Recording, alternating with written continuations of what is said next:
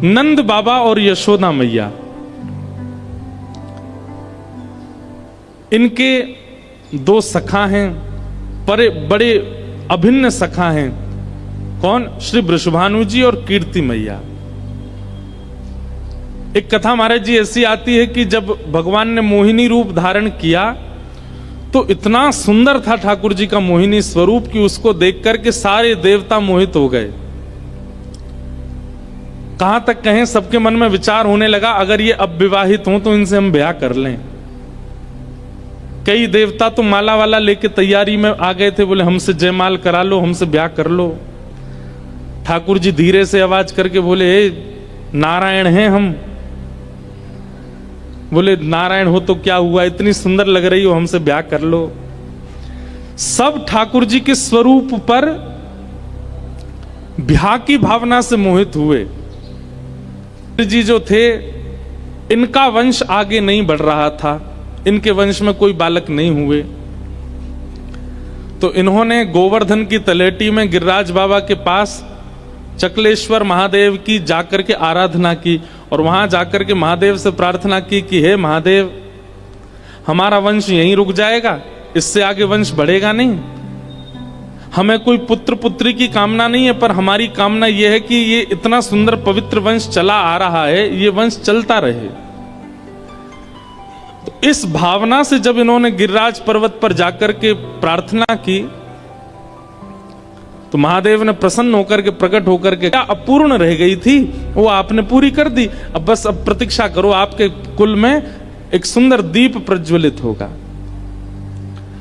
फिर धर्मधीर जी के पुत्र हुए महीभान जी और महीभान जी के पुत्र हुए श्री वृषभानु जी।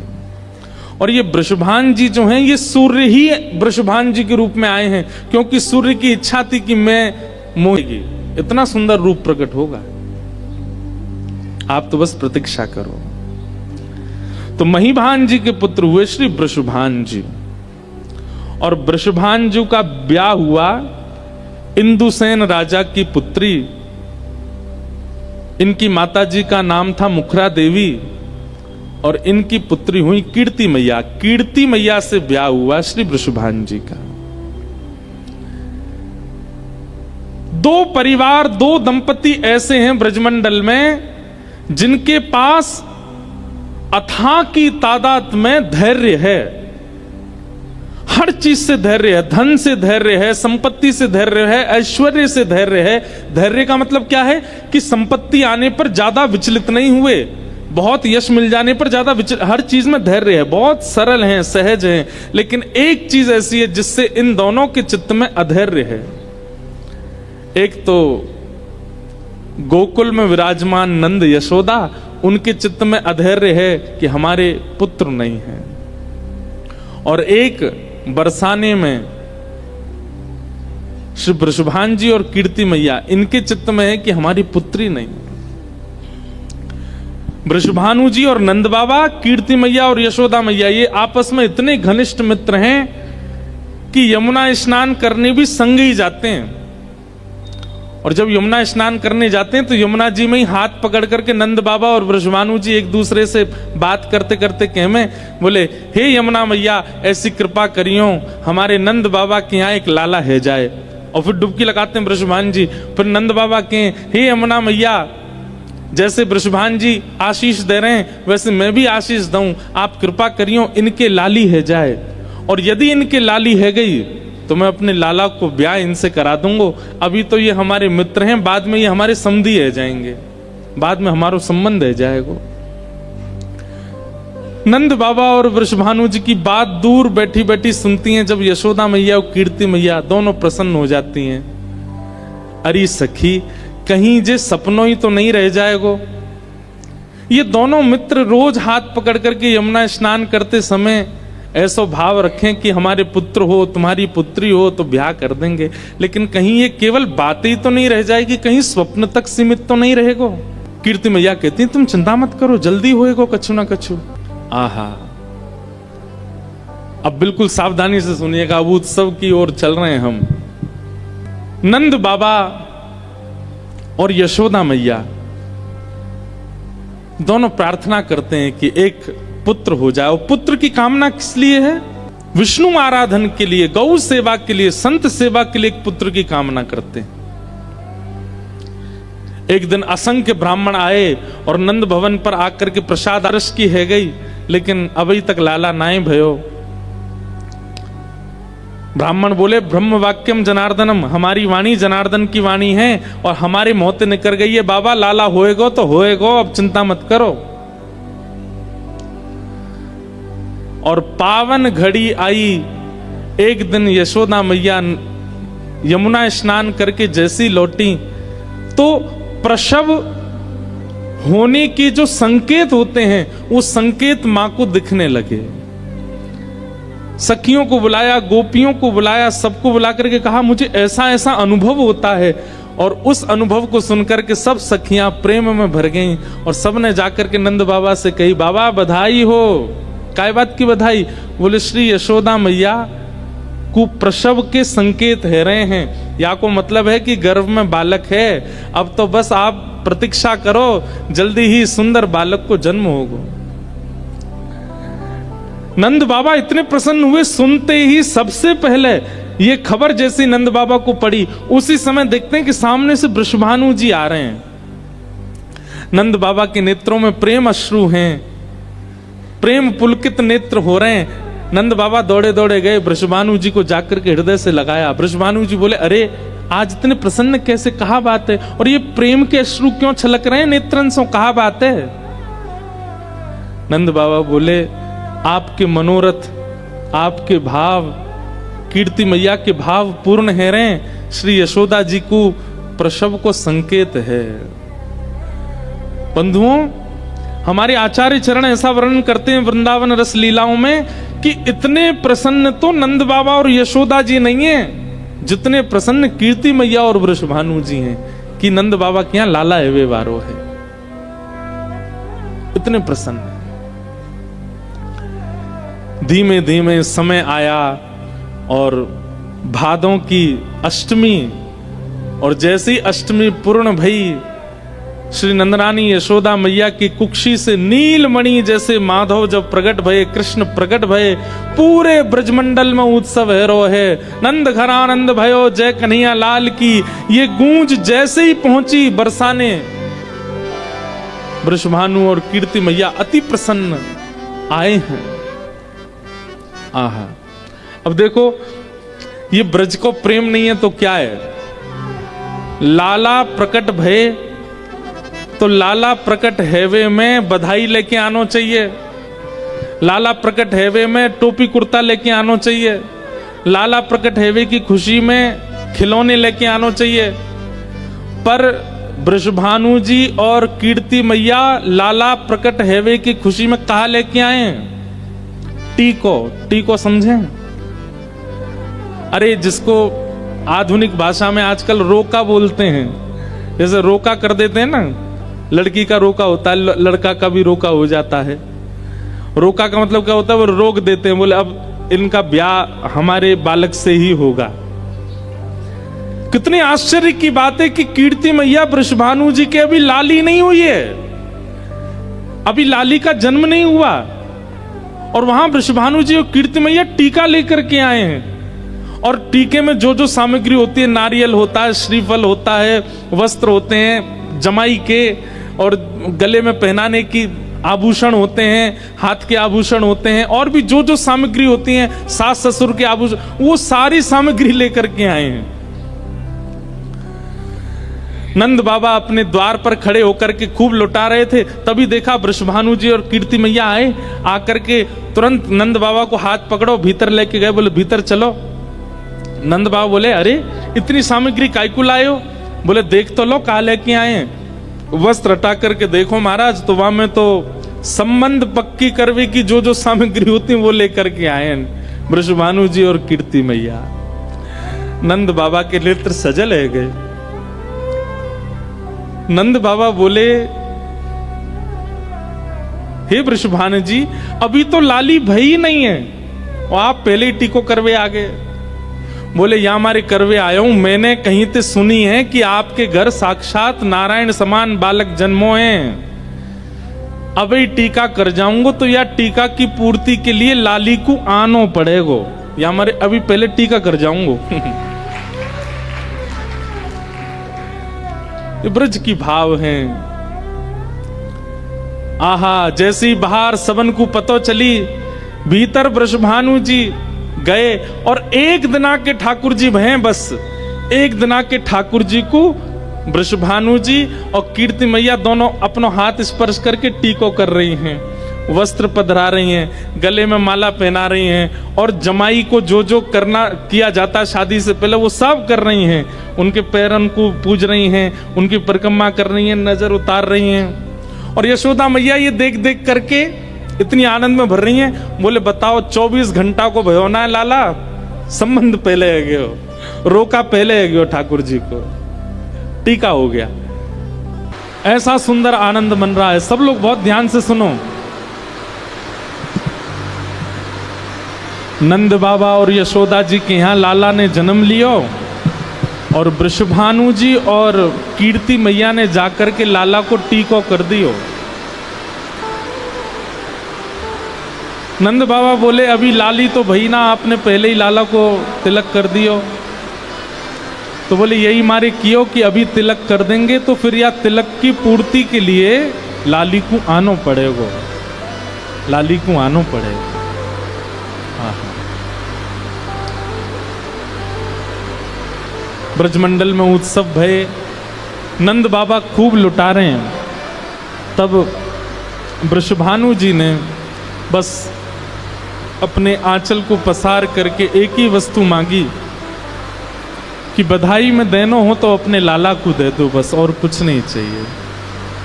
ये जैसे लाला आपके हैं वैसे ही लाला हमारे बने रहे, ऐसी कृपा। नंद बाबा ने हृदय से लगाया वृषभानु जी को। वृषभानु जी और कीर्ति मैया वापस बरसाने चले गए, और अब बस प्रतीक्षा कर रहे हैं कि कब वह घड़ी आवेगी और लाली को अवतरण होएगा। संत जनों की कृपा से, ठाकुर जी के अनुग्रह से लाला को जन्म है गया, और कछु दिना बाद श्री कीर्ति मैया को अब जैसे यशोदा मैया को प्रसव के गुण अनुभव हो रहे थे, ऐसे कीर्ति मैया को भी अब प्रसव के गुण अनुभव होने लगे। हमारे हित वृंदावन चंद्र जी श्री कीर्ति मैया के 9 महीने के अनुभव का वर्णन करते हैं कि 9 महीना कैसे कैसे अनुभव हो रहे हैं कीर्ति मैया। विरवा प्रेम मुदित रानी भई, पहला महीना जैसे प्रारंभ हुआ, कीर्ति मैया के गर्भ में लाली आई, तो अब इन 9 महीने के प्रसव की इस भावना से आप अनुभव उत्पन्न होने लगा कीर्ति मैया को।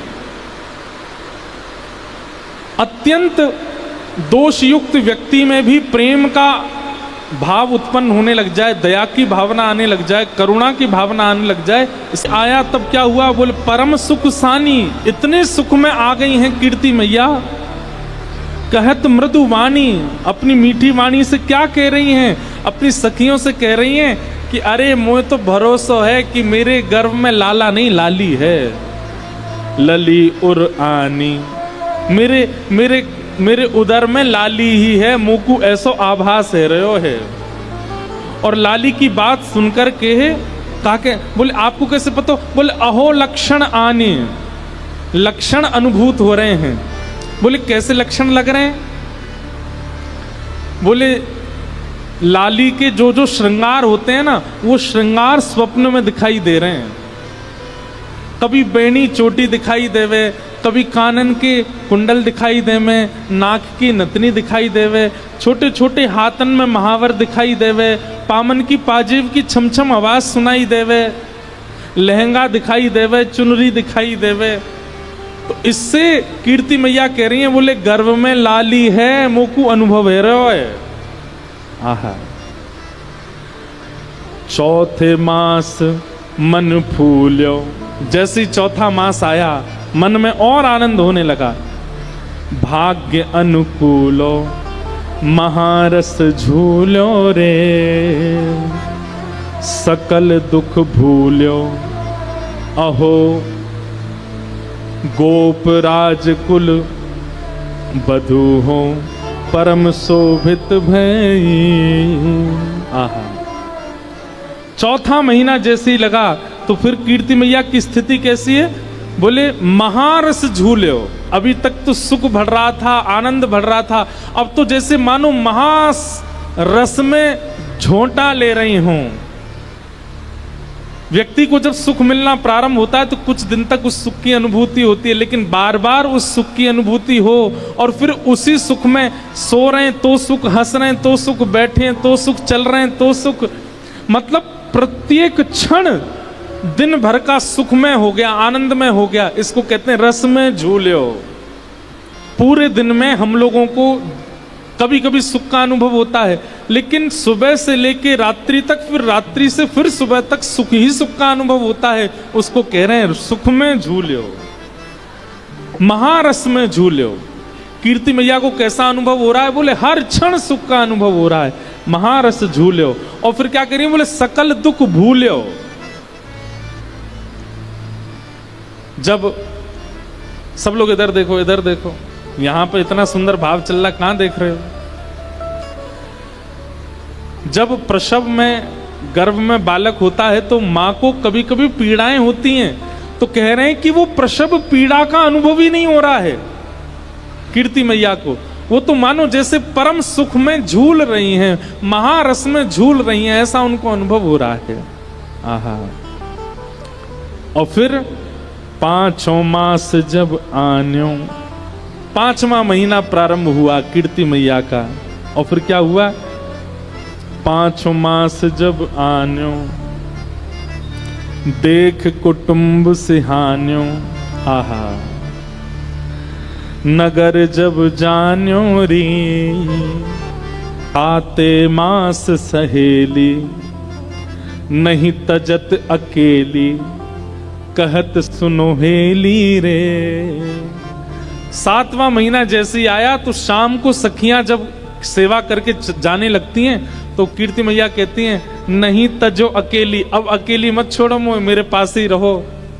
भैया कछु पता ना है कब कौन सी खबर आ जाए, कब कौन सी, मतलब कीर्ति मैया को इतना उन्माद है हृदय में कि मैं कहीं जल पीवे के काजे भी उठूं तो मुंह को श्रम हो, वह श्रम से मेरे गर्भ में जो लाली है वह को कहीं श्रम नहीं है जाए। इसलिए सखियों को कह रही हैं अपने सब सामग्री लेके मेरे घर ही आ जाओ, मुंह को छोड़ के अकेले मत जाओ, यहीं मेरे संग ही रहो। 7 मास सहेली, नहीं तजत अकेली, कहत सुनो हेली रे, रहो संग भेली। सबको संग रहने के लिए कहते हैं। अहो भांति भांति समुझाए गर्व रक्षा करी। गर्व के बालक को जिससे सुख हो वो सब कर रही है कीर्ति मैया, अति आनंद में है। आहा। 8 मास द्विज आए, 8वां महीना जैसे हुआ ब्राह्मण जन सब घर पर आए, बोले पठाए, और सबने कीर्ति मैया को घेर करके सुंदर सुंदर प्रवचन किए, सुंदर सुंदर वेद मंत्र सुनाए, सुंदर सुंदर स्तुतियां सुनाई, ठाकुर जी की लीला कथाएं सुनाई, और कीर्ति मैया बैठ करके प्रमोद मन से श्रवण कर रही हैं। आहा। 8 मास द्विज आए, बोले पठाए, न्योत जिमाए रे। फिर उन ब्राह्मणों को सबने भोजन कराया और उनको बढ़िया दक्षिणा प्रदान करी। सजन पहिराए, सबको वर्ण प्रदान किए, वस्त्र प्रदान किए। सजन पहिराए, अहो बोले सजन सो, बोल सोई प्रभु कीजिए। और ब्राह्मण देवता जाते जाते श्री वृषभानु जी से क्या कह के गए? बोले आज तक तो इन्होंने आपकी आज्ञा मानी होगी, लेकिन अब आप इनकी आज्ञा मानिएगा, ये जो कहें वही करिएगा। और श्री वृषभानु जी बड़े आनंद में हामी भरते हैं कि हाँ ठीक है, अब से ये जो कहेंगी वो हम करेंगे। इस प्रकार 8वां महीना निकला। अब नवे मास गोप बाला, 9वां महीना प्रारंभ हुआ। नवे मास गोप बाला, कहे बचन रसाला, अजु कीरत कृपाला जी, बूझत एह काला, अहो कब हुए है वह धूम सुमंगल गाई है। 9वां महीना जैसे प्रारंभ हुआ, आहा, कीर्ति मैया से अब सब आकर के कहते हैं कि मैया अब तो कोई भी क्षण, कोई भी घड़ी, कोई भी समय शुभ संकेत आ सके, लाली को जन्म है सके। इस प्रकार 9 महीने निकले और 9 महीने पूर्ण होते ही पूजे हैं 10वां मास। 9 महीना पूर्ण हो गए, 10वां महीना प्रारंभ हुआ। उर बड़ो है हुलास, सफल भैयास, कियो भवन प्रकाश है। यहां वर्णन करते हैं कि 9वां महीने की अंतिम रात्रि, 9वें महीने की अंतिम रात्रि थी और श्री कीर्ति मैया और वृषभानु जी दोनों सोए हैं।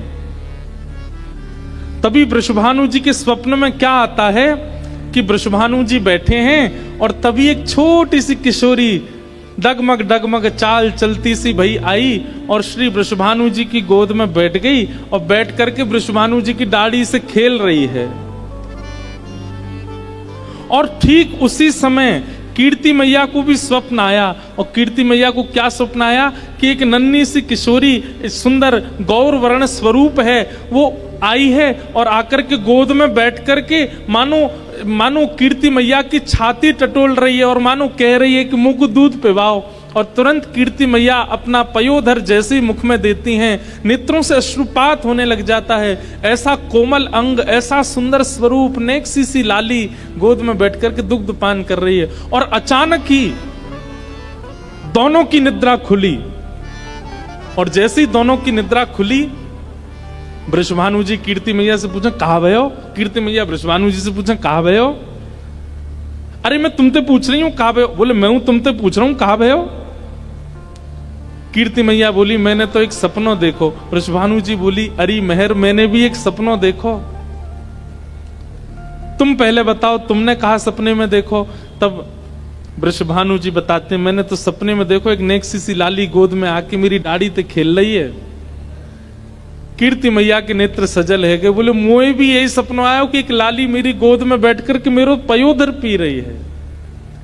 और ये दोनों के मध्य में चर्चा चली रही थी कि अचानक से श्री कीर्ति मैया को प्रसव पीड़ा प्रारंभ हुई। और जैसे ही प्रसव पीड़ा प्रारंभ हुई, वृषभानु जी दौड़े दौड़े गए, चिंता में भर गए हैं, पसीने से आ रहे हैं और दौड़े दौड़े सखियों के पास गए, दाई अम्मा के पास गए। बोले जल्दी चलो, अरे पीड़ा हो रही है कीर्ति मैया को। सब दौड़ करके गए, भीतर जाकर के देखो, भीतर से किवाड़ बंद कर ली है। सब सखियां चारों ओर खड़ी हैं, किसी प्रयास से नहीं, बिना प्रयास के ही, बिना किसी के सहयोग के ही। जैसे ब्रह्म बेला का समय होने लगा, सूर्य उदय की स्थिति होने लगी, अष्टमी तिथि प्रारंभ हो गई है। और जैसे सूर्य उदय की बेला प्रारंभ हुई, उसी समय अपने आप सहनाइयों की आवाज आने लगी, अपने आप सारंगियां बजने लगी, अपने आप ढोल डुमडुमियां बजने लगे। वृषभानु जी बोले मैं कक्ष के बाहर खड़ा हूं, कीर्ति मैया भीतर हैं, सब सखियां घेर के खड़ी हैं, अभी तक कोई समाचार आया नहीं और ये डुमडुमियां बज रही हैं, ये सहनाइयां बज रही हैं, ये सारंगियां बज रही हैं, मंगल गीत कौन बजा रहा है? और तभी वृषभानु जी ने जैसी खिड़की खोल करके देखा तो आकाश से मेघ वर्षा हो रही है और उस मेघ वर्षा की ध्वनि में ही मंगल गीतों के स्वर प्रकट हो रहे हैं। मानो अभी तक किसी को पता नहीं चला लाली भई है, लेकिन आकाश में देवता देवीगण सब खड़े होकर के पुष्प वर्षण कर रहे हैं और मंगल गीतों का वाद्य बजा रहे हैं। आहा, वृषभानु जी तो आश्चर्य में पड़ गए। बोले ये कैसी वर्षा? वर्षा की ध्वनि तो अभी हमने सुनी, कैसी टप टप वर्षा होती है, लेकिन वर्षा की ध्वनि में स्वर लहरियां प्रकट हो रही हैं। ऐसी वर्षा पहली बार देखी है। और जैसे ही इस वर्षा की ध्वनि हुई, इतने में ही कीर्ति मैया के कक्ष को द्वार खुलो और भीतर से पधारी सब सखियां आकर के श्री वृषभानु जी को घेर लेती हैं और बाबा बधाई हो, बधाई हो, बधाई हो। वृषभानु जी के हाथ पैर कांप रहे हैं, क्योंकि सुननो चाहे कि लाली भई है। कहीं ये नहीं कहें लाला भयो, बधाई तो पता मो भई है, लेकिन लाली भैया ये समाचार मिले। वृषभानु जी कह रहे मैं तुम्हारे हाथ जोड़ूं, पाम पूजू, पहले ये बताओ कौन भयो। आहा, बोले वृषभानु दुलारी की जय।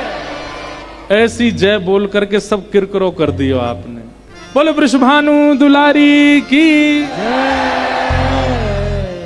आहा, जैसे ही पता चली वृषभानु जी को कि लाली भई है, वृषभानु जी तो इतने आनंद में भर गए।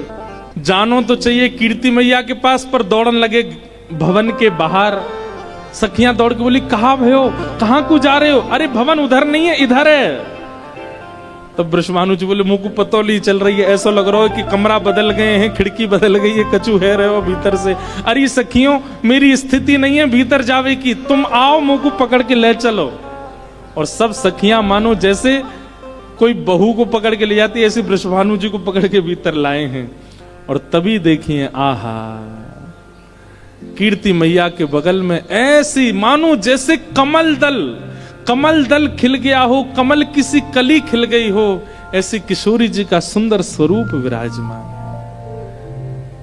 आज अपने भाग्य की सराहना श्री वृषभानु जी नहीं कर रहे हैं, देवता भाग्य की सराहना कर रहे हैं वृषभानु जी के।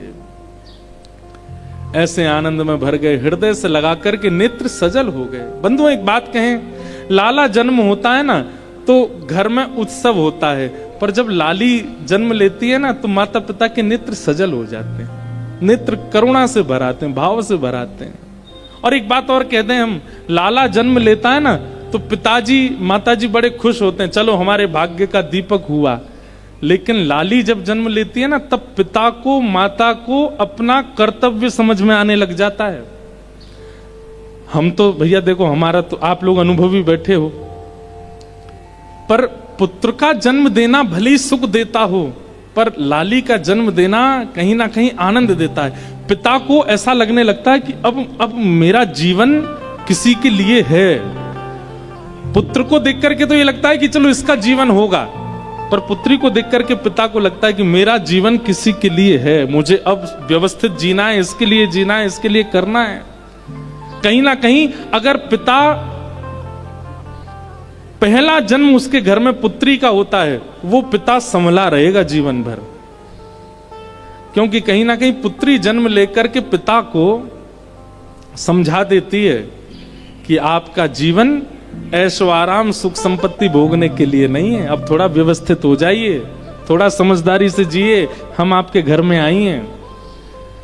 वृषभानु जी आनंद में भर गए, आहा, गोद में ले लिया। लेकिन वृषभानु जी बहुत देर तक बैठे रहे। कीर्ति मैया बोली कहाँ भयो? अरे मैं इतनी देर से या कुल लेके बैठूं जी, अपनी आंख का ही कुना खोल रही है, ये अपनी आंख का ही कुना खोल रही है। कीर्ति मैया बोली अभी जन्मी है, श्रम भयो है, थोड़ी देर आराम करेगी फिर खोल लेगी। वृषभानु जी बोले ठीक है, तो मैं अब जाऊं, व्यवस्था करूं, वैदिक मंत्रन के काजे ब्राह्मणन को बुलाऊं, गौ सेवा करेंगे, गौ पूजन करेंगे, आराधन करेंगे, सब व्यवस्था। लेकिन जैसे ही लाली आंख खोले मुंह को बुलवाई ली हूं।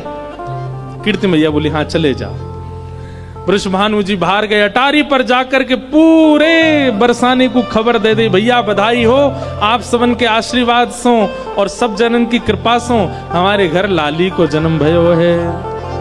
आहा, सब लोग आनंद में भर गए, सब लोग झूमन लगे, आनंद में भर करके हमारे